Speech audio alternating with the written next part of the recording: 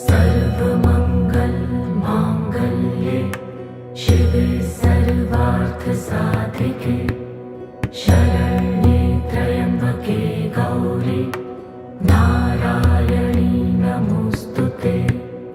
या देवी सर्वभूतेषु विष्णुमायेति शक्तिता नमस्तस्यै नमस्तस्यै नमस्तस्यै नमो नमः।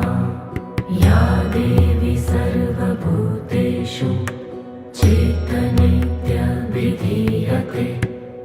नमस्तस्यै नमस्तस्यै नमस्तस्यै नमो नमः। या देवी सर्वभूतेषु बुद्धिरूपेण संस्थिता नमस्तस्यै नमस्तस्यै नमस्तस्यै नमो नमः। या देवी सर्वभूतेषु